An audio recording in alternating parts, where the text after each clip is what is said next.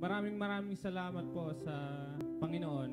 Ang patotoo ko po ay, last week po kasi, ako po ay na-assign sa Region 5, doon sa aking work.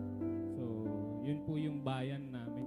Bayan po ng pamilya talaga namin yun, sa father side ko po.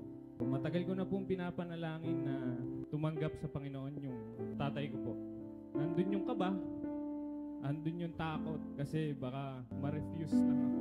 Pero nanalangin ako sa Panginoon at ako'y ginabayan niya. Glory to God, napatanggap ko po yung tatay at kapatid ko po. As you can see the picture po, yan po yung father tsaka yung kapatid ko. Dinala ako ng Panginoon doon upang tumanggap sila sa Kanya. So yan naman po yung tita ko na tumanggap din po sa Panginoon. Binigyan po ako ng kalakasan ng Lord na sumandig sa Kanya to overcome my fear and yung rejection po.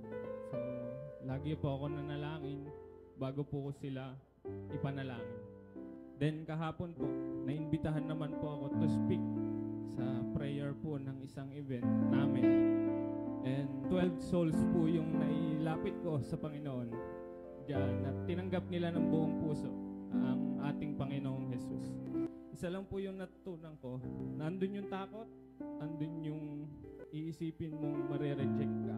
Pero ang sinasabi lagi ng Panginoon, idepende mo lahat sa akin, tulungan kita.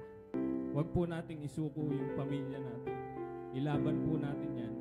Sabi nga po nung katuruan, don't waste time because time is ticking. Lahat po tayo may hangganan. So, dapat hindi po natin sayangin ang bawat minuto, bawat segundo ng ating buhay na mailapit lahat po natin ng ating pamilya sa Panginoon.